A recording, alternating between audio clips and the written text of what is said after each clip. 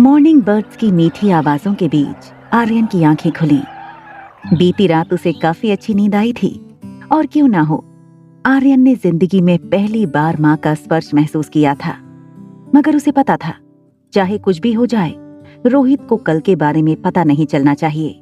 आर्यन धीरे से अपना सर पिलो से उठाकर कमरे में देखने लगा। रीडिंग टेबल पर रोहित लैपटॉप पर रोज की तरह अपने मेल्स चेक कर रहा था। आर्यन ब्लैंकेट हटाकर बेड से उतर गया, अपने स्लीपर्स पहने और बाथरूम में चला गया। रोहित की आंखें भले ही लैपटॉप स्क्रीन पर थीं, उसका ध्यान पूरी तरह से आर्यन पर था। वो मन ही मन भगवान से प्रार्थना कर रहा था, बस आर्यन पहले की तरह नॉर्मल हो जाए। डॉक्टर अग्रवाल का कहा सच हो, वो बस आर्यन का एक फेज हो जो निकल गया हो। आर्यन ब्रश करके बाथरूम से बाहर आया। रोहित के पास जाकर एक ओबीडिएंट बच्चे की तरह बोला, गुड मॉर्निंग डैड। रोहित ने आर्यन के कंधे पर हाथ रख के विश किया। गुड मॉर्निंग आर्यन, चलो नाश्ता कर लेते हैं, फिर तुम रेडी हो जाओ, टीचर आने वाली होंगी। आर्यन हाँ में सर हिलाकर लिविंग एरिया की तरफ जाने लगा।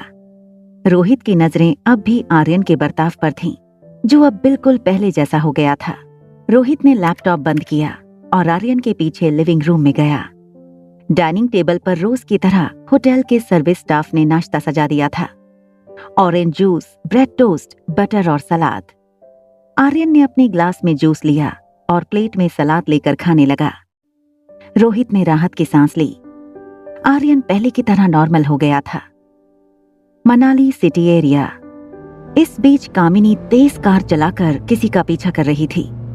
थोड़ी थोड़ी देर में मुड़ते रास्तों पर बेपरवाह होकर कार चलाना खतरनाक हो सकता था, मगर कामिनी को ये फिक्र थी कि कुणाल उसकी आंखों से दूर ना हो जाए। कामिनी सुबह 7 बजे से कुणाल के घर के बाहर अपनी कार में कुणाल के निकलने का इंतजार कर रही थी। 9 बजे जैसे ही कुणाल निकला, कामिनी उसका पीछा करने लगी। बर्थडे पार्टी के बाद ना तो कुणाल कामिनी का फोन उठा रहा था और ना ही कॉल बैक कर रहा था। कामिनी को कुणाल का ये बर्ताव बहुत अजीब लग रहा था, इसलिए कामिनी कुणाल का पीछा करके पता करना चाहती थी कि आखिर कुणाल कहाँ और किसके साथ बिजी है। कुणाल अपनी कार काफी तेजी से चला रहा था। कुछ देर तक कामिनी ने कुणाल का पीछा किया। कुणाल की गाड़ी होटल पैराडाइज के गेट पर रुकी। कामिनी थोड़ी दूर रुक गई। उसने देखा कुणाल ने गेट पर सिक्योरिटी से कुछ बात की और गाड़ी लेकर अंदर चला गया। कामिनी कुणाल को पता नहीं चलने देना चाहती थी कि वो उसका पीछा कर रही थी। कामिनी ने अपनी गाड़ी वहीं पार्क कर दी। कामिनी चलकर होटल में एंटर हुई। उसने देखा कुणाल वैले पार्किंग के लिए अपनी कार दे रहा था। कुणाल होटल लॉबी से होते हुए लिफ्ट तक गया। कामिनी ने एंट्रेंस के शीशे से कुणाल पर नजर रखे हुए थी। कुणाल जब लिफ्ट के अंदर चला गया तो कामिनी दौड़कर लिफ्ट के पास आई। उसने देखा कि लिफ्ट 4th फ्लोर पर रुकी। कामिनी तुरंत बगल वाली लिफ्ट में गई और 4th फ्लोर का बटन दबाया। जैसे ही लिफ्ट 4th फ्लोर पर रुकी, कामिनी ने बड़े ध्यान से लिफ्ट के बाहर झांक कर देखा। कॉरिडोर खाली था। कामिनी चुपके से बाहर आई। कॉरिडोर की राइट साइड से कुणाल की आवाज आई। कामिनी ने दीवार के कोने से लगकर देखा। कुणाल होटल के कुछ स्टाफ मेंबर्स को इंस्ट्रक्शंस दे रहा था। मेरे दोस्त यहाँ शाम 6 बजे से आना शुरू हो जाएंगे, उन्हें किसी भी बात की कमी नहीं होनी चाहिए। कुणाल ने जेब से पैसों की गड्डी निकाली और उनके हाथ में रख दी। कुणाल लगभग धमकाते हुए उन्हें कहने लगा, और पैसे चाहिए तो मिल जाएंगे, मगर याद रखना कोई गलती नहीं होनी चाहिए। इसके बाद कुणाल उनके साथ बॉलरूम में चला गया। कामिनी दीवार के कोने से दबे पांव बॉलरूम के दरवाजे पर जा पहुंची। उसने दरवाजे से झांक कर देखा तो कुणाल अपने हाथ हिलाकर कुछ समझा रहा था। सारा हॉल फूलों से सजा देना, और हाँ, ये बीच में एक स्पॉटलाइट और मुझे एक फॉलो लाइट भी चाहिए। जब मैं वो दरवाजे से अंदर आऊंगा, मेरे हाथ में फूलों का गुलदस्ता होगा।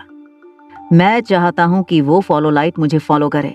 मैं चलकर लड़की के पास आऊंगा और जैसे ही मैं उसके पास पहुंचूं, हॉल की सारी लाइट ऑन कर देना। ठीक इस वक्त डीजे से कहना कि मेरा सेलेक्ट किया हुआ गाना बजा दे।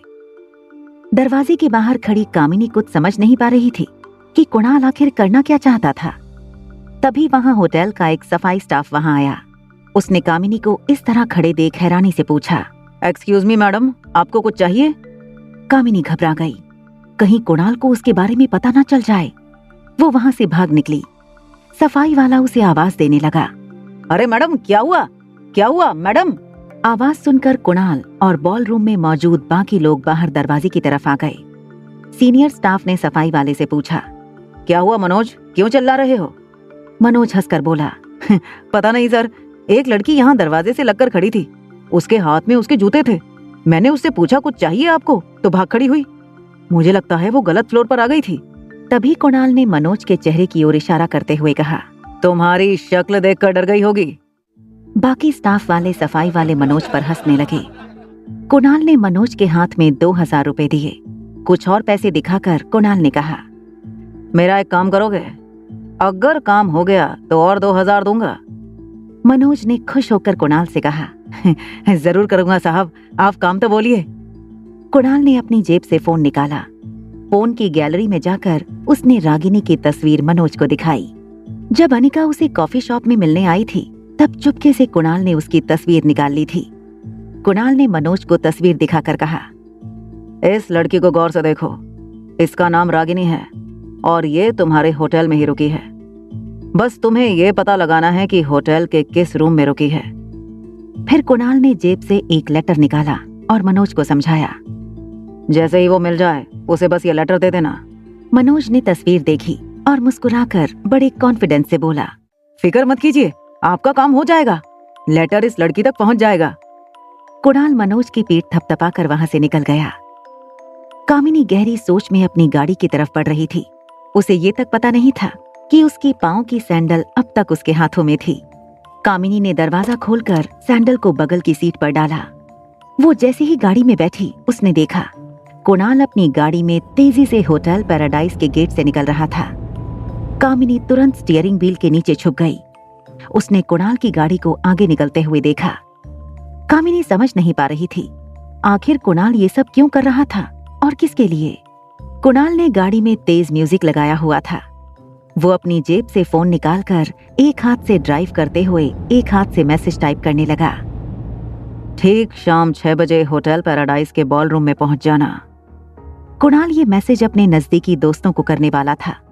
वो चाहता था कि वो अपनी नई खूबसूरत दोस्त को अपने सारे फ्रेंड से इंट्रोड्यूस करवाए। गाड़ी चलाते हुए मैसेज भेजने वाले कुणाल को ये पता नहीं चला कि कब उसने गलती से ये मैसेज कामिनी को भी भेज दिया। कामिनी अपनी गाड़ी में सर स्टीयरिंग पर रखकर बैठी थी। कामिनी को शक हो चुका था कि कुणाल की जिंदगी में शायद कोई और लड़की है। तभी उसके फोन पर एक मैसेज आया। कामिनी ने आंखें ऊपर करके डैशबोर्ड पर रखे फोन को देखा। उसने नोटिफिकेशन में देखा कि कुणाल का मैसेज था। बिखरे बालों को अपनी आंखों के सामने से हटाते हुए कामिनी ने मैसेज पढ़ा, ठीक शाम 6 बजे होटल पैराडाइज के बॉलरूम में पहुंच जाना। ये मैसेज पढ़कर मानो कामिनी को अपनी खोई जिंदगी वापस मिल गई थी। कामिनी को लगा कि सारी प्लानिंग कुणाल ने इसलिए की थी ताकि आज शाम वो कामिनी को शादी के लिए प्रपोज कर सके। बेचारी कामिनी को खुद पर शर्म आ रही थी। उसे लगा कुणाल पर उसे इस तरह शक नहीं करना चाहिए था। अब कामिनी को आज की स्पेशल दिन पर कुणाल के लिए कुछ स्पेशल करना था। कामिनी ने सोचा, अगर आज के दिन अनिका की कंपनी में कुणाल को तोहफे में दे दूं तो अच्छा सरप्राइज होगा। कामिनी ने तुरंत अनिका को फोन लगाया। अनिका ने जैसे ही फोन उठाया, कामिनी ने उसे एक ऑफर दे दी। सुनो अनिका, मुझे वो फार्मा कंपनी आज ही चाहिए, कीमत जो तुम चाहो।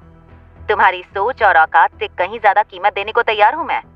अनिका उस वक्त रिया के साथ बैठकर उसके स्कूल प्रोजेक्ट पूरे करने में मदद कर रही थी। अनिका रिया से थोड़ा दूर होकर बोली, मैं जितना कमा लेती हूँ उतने में मैं और मेरी बच्ची खुश हैं। इससे ज्यादा ना मेरी कोई ख्वाहिश है ना ही जरूरत। अनिका का ये जवाब सुनकर कामिनी ने अपने दोनों हाथों से स्टीयरिंग को कस के पकड़ा। फिर अपना एक हाथ जोर से विंडो के कांच पर दे मारा। फोन पर चिल्लाते हुए कामिनी ने अनिका से कहा, मैं जानती हूँ तुम ये क्यों कर रही हो। तुम्हें लगता है कंपनी न मिलने पर कुणाल मुझसे शादी नहीं करेगा? तो ठीक है, आज शाम 6 बजे होटल पैराडाइज के बॉलरूम में आ जाना। अपनी आंखों से देख लेना कुणाल कितना प्यार करता है मुझे। अगर हिम्मत हो तो आ जाना। और एक बात अनिका, तुम्हारे बीते हुए कल के बारे में तुमसे ज्यादा मैं जानती हूँ। अगर तुम्हारे पास्ट के बारे में कुछ अहम बातें जानना चाहती हो तो जरूर आना। होटल पैराडाइज इंटरनेशनल बॉलरूम, शाम 6 बजे। इतना कहकर कामिनी ने फोन काट दिया। अनिका हैरान हो गई। कामिनी जरूर कोई ऐसी बात जानती थी जो अनिका के पास्ट से जुड़ी थी। पर क्या बात हो सकती थी वो? अनिका ने सोचा, क्या वो बात फार्मा कंपनी से जुड़ी थी, या शायद उसकी शादी से जुड़ी थी, या फिर उसके खोए बेटे की। अनिका के मन में ये ख्याल चल ही रहा था कि स्वीट की डोरबेल बजी। शरारती रिया स्कूल प्रोजेक्ट से बचने का बहाना ढूंढ रही थी। डोरबेल बजते ही उसने ऐलान कर दिया, दरवाजा मैं खोलूंगी। रिया ने दरवाजा खोला। सामने रूम सर्विस करने आया मनोज खड़ा था। मनोज ने बड़े प्यार से रिया को पूछा, मैम रूम सर्विस? रिया ने मुस्कुराकर मनोज को अंदर आने का इशारा किया। मनोज वैक्यूम क्लीनर से फर्श साफ करने लगा। तभी उसका ध्यान बालकनी में खड़ी अनिका पर गया। मनोज को तुरंत एहसास हो गया कि ये वही लड़की है जिसे वो ढूंढ रहा था। रूम की क्लीनिंग पूरी करने के बाद मनोज ने अपना वैक्यूम क्लीनर उठाया और दूसरे हाथ से कैप थोड़ा ऊपर करके अनिका से बोला, thank you ma'am, hope you have a great day. Anika ने अपने पर्स से 100 की नोट निकाली और मनोज के हाथ में थमा दी। मनोज ने अपनी जेब से कुणाल का लेटर निकाला और अनिका के हाथ में दे दिया। जाते हुए मनोज फिर से मुड़ा और मुस्कुराकर अनिका को थैंक यू कहा। अनिका को लगा शायद ये होटल का कोई बिल होगा। उसने लेटर को अनफोल्ड किया। लेटर में जो लिखा था वो पढ़कर अनिका सरप्राइज हो गई। लेटर में लिखा था, आखिर हमारा खत आपके कमरे तक पहुंच ही गया। हमारी दोस्ती को भी एक मौका दीजिए। आज शाम 6 बजे होटल बॉलरूम। लेटर की लिखावट पर से अनिका ये समझ गई थी कि ये हरकत कुणाल की थी। बस अनिका को ये बात समझ नहीं आ रही थी, कुणाल अगर आज शाम को बॉलरूम में कामिनी को प्रपोज करने वाला था तो उसने अनिका को वहां क्यों बुलाया था? Presidential suite 2401। रोहित अपने स्वीट में वीडियो कॉन्फ्रेंस के जरिए कंपनी के बोर्ड मेंबर की मीट अटेंड कर रहा था। उसके फोन पर बार बार कंपनी का आईटी हेड सैम फोन कर रहा था। रोहित को पता था कि सैम के पास जरूर डॉक्टर अमृता की कोई न्यूज होगी। कॉन्फ्रेंस खत्म करने के बाद रोहित सैम को फोन लगाने ही वाला था कि आर्यन की ट्यूशन टीचर मैरी आर्यन के रूम से बाहर आई।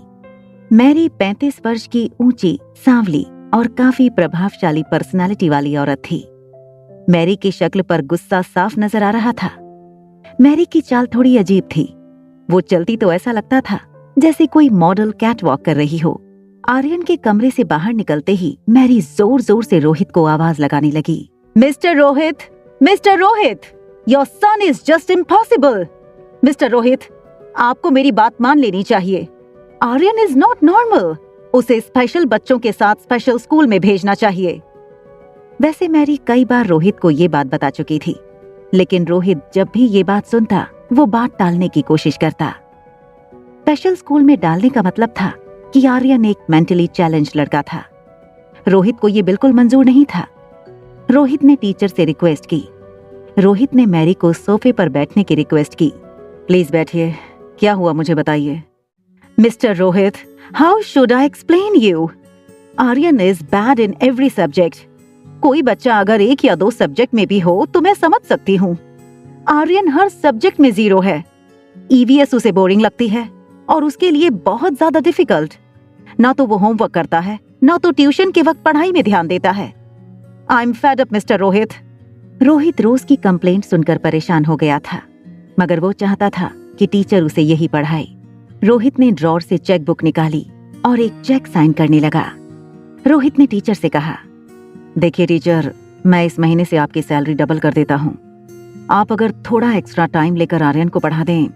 मैरी ने रोहित को साइन करने से रोक लिया। मिस्टर मारवा, मेरी सैलरी आपके बच्चे की आईक्यू नहीं बढ़ा सकता।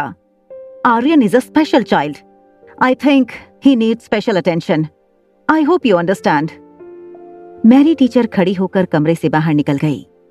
रोहित बेडरूम में आर्यन से बात करने जा ही रहा था कि फिर से सैम का फोन आया।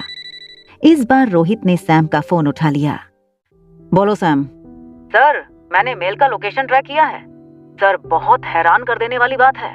डॉक्टर अमृता ने जिस नेटवर्क के जरिए मेल भेजा था वो मनाली का है। इतना ही नहीं सर, वो डॉक्टर अमृता इस वक्त आप ही की होटल पैराडाइज में है। Sir, you can find her now.